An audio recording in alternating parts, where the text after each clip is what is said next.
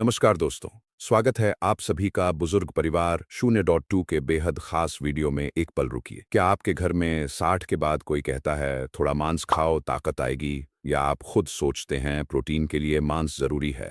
तो आज मैं आपको वह सच बताऊंगा जो बहुत कम लोग जानते हैं। 60 के बाद शरीर को जितने प्रोटीन की जरूरत होती है वह मांस से नहीं बल्कि आपकी अपनी रसोई की 4 देसी दालों से बेहतर तरीके से मिल सकती है। सस्ती भी, आसान भी और शरीर के लिए कहीं ज्यादा सुरक्षित भी। अंत तक देखिए, क्योंकि चौथी दाल की रेसिपी सुनकर आप हैरान रह जाएंगे। 60 की उम्र के बाद एक बात बहुत आम हो जाती है, शरीर में प्रोटीन की कमी। और जब प्रोटीन कम होता है, मांसपेशियां घटती हैं, हड्डियां कमजोर होती हैं, थकान बढ़ती है और जख्म देर से भरते हैं। ज्यादातर लोग इसका जवाब मांस में ढूंढते हैं, लेकिन 60 के बाद मांस पचाना शरीर के लिए आसान नहीं रहता। पाचन धीमा हो जाता है, यूरिक एसिड बढ़ता है, किडनी पर बोझ पड़ता है और जोड़ों का दर्द बढ़ सकता है। तो फिर प्रोटीन कहाँ से आए? जवाब है देसी दाल। आज मैं आपको 4 चीजें दूंगा, 4 देसी दालें जो 60 के बाद प्रोटीन की हर कमी पूरी करती हैं। हर दाल की एक आसान रेसिपी जो घर पर बन सके, और एक ऐसा तरीका जो दाल का प्रोटीन मांस जितना असरदार बना देता है। मुझे याद है एक बात, विश्वनाथ जी 68 साल के पूरी जिंदगी मेहनत की, लेकिन 60 के बाद से मांसपेशियां घटने लगी, चलने में थकान, हाथों में कमजोरी। डॉक्टर ने कहा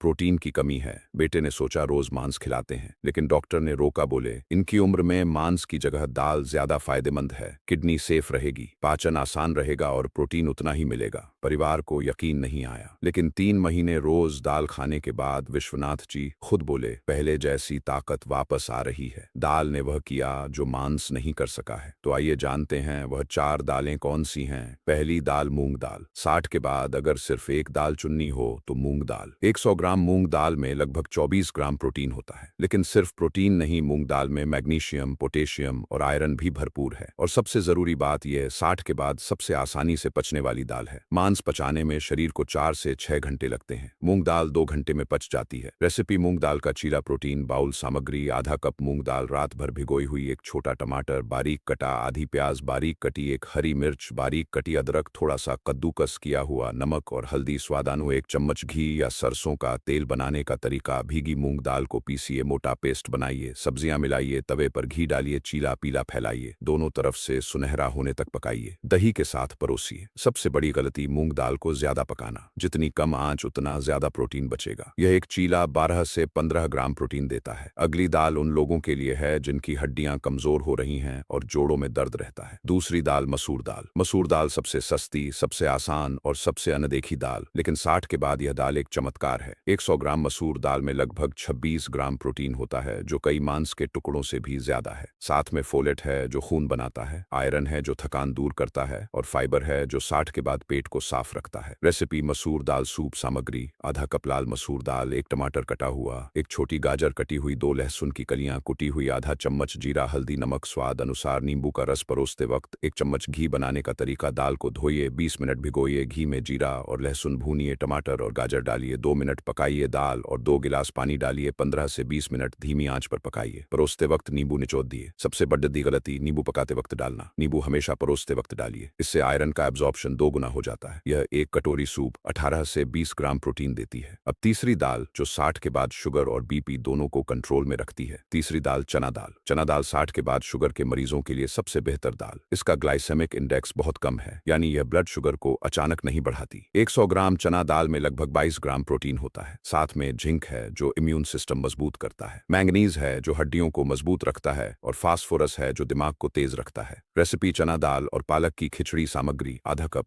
चना दाल 2 घंटे भिगोई हुई, आधा कप चावल, 1 कप पालक बारीक कटी, 1 टमाटर कटा हुआ, 1 चम्मच घी, जीरा, हल्दी, हींग, थोड़ा थोड़ा नमक स्वादानु। बनाने का तरीका: घी में हींग और जीरा चटकाइए, टमाटर डालिए, नरम होने तक पकाइए, भीगी दाल और चावल डालिए, 3 गिलास पानी डालिए, 20 मिनट धीमी आंच पर पकाइए, आखिर में पालक मिलाइए, 2 मिनट और पकाइए। सबसे बड़ी गलती, चना दाल बिना भिगोए पकाना। बिना भिगोए यह भारी होती है। 2 घंटे भिगोने से पाचन आसान और प्रोटीन ज्यादा मिलता है। यह 1 कटोरी खिचड़ी 20 से 22 ग्राम प्रोटीन देती है। और चौथी दाल जो सबसे चौंकाने वाली है और जिसे 60 के बाद सबसे ज्यादा खाना चाहिए। चौथी दाल उड़द दाल। उड़द दाल, यह नाम सुनते ही ज्यादातर लोग सोचते हैं यह तो भारी होती है, लेकिन सही तरीके से बनाई जाए तो 60 के बाद ये सबसे पावरफुल दाल है। 100 ग्राम उड़द दाल में लगभग 25 ग्राम प्रोटीन होता है, लेकिन इसकी असली ताकत कुछ और है। उड़द दाल में कैल्शियम, फास्फोरस और विटामिन बी है, जो नसों को ठीक रखते हैं, याददाश्त बनाए रखते हैं और हड्डियों को मजबूत करते हैं। आयुर्वेद में उड़द दाल को वाजीकरण कहते हैं, यानी शरीर को ऊर्जा और जीवन शक्ति देने वाली। रेसिपी: उड़द दाल का हल्का तड़का। सामग्री: आधा कप धुली उड़द दाल, रात भर भिगोई। 1 टमाटर कटा हुआ, 1 प्याज बारीक कटी, 2 लहसुन की कलियां, अदरक थोड़ा सा, 1 चम्मच घी, जीरा, हल्दी, धनिया पाउडर, नमक, हरा धनिया। परोसते वक्त बनाने का तरीका: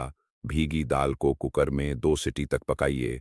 अलग कढ़ाई में घी गर्म करिए, जीरा, लहसुन, अदरक भूनिए, प्याज सुनह हरी होने तक पकाइए, टमाटर और मसाले डालिए, पकी दाल मिलाइए, 5 मिनट धीमी आंच पर हरे धनिये से सजाइए। सबसे बड़ी गलती: उड़द दाल बिना भिगोए बनाना। रात भर भिगोने से यह हल्की हो जाती है और 60 के बाद आसानी से पचती है। यह 1 कटोरी दाल 20 से 24 ग्राम प्रोटीन देती है। अब सबसे जरूरी बात: दाल अकेले खाइए तो प्रोटीन अधूरा है, दाल के साथ अनाज मिलाइए तो प्रोटीन कंप्लीट हो जाता है। यानी दाल प्लस चावल बराबर कंप्लीट प्रोटीन, दाल प्लस रोटी बराबर कंप्लीट प्रोटीन, दाल प्लस चीला बराबर कंप्लीट प्रोटीन। जब दाल और अनाज साथ खाए जाते हैं तो शरीर को वह सभी जरूरी अमीनो एसिड्स मिलते हैं जो मांस से मिलते हैं। यही वह राज्य है जो हमारे दादा दादी हजारों साल से जानते थे। दाल चावल ये सिर्फ खाना नहीं है, ये 60 के बाद का सबसे बेहतरीन प्रोटीन मील है। 3 आदतें जो आज बंद करें। आदत नंबर 1: दाल को पानी की तरह पतला बनाना। पतली दाल में प्रोटीन कम हो जाता है, दाल गाढ़ी बनाइए, पोषण ज्यादा मिलेगा। आदत नंबर 2: दाल रोज एक ही तरह से बनाना। शरीर को अलग अलग दालों से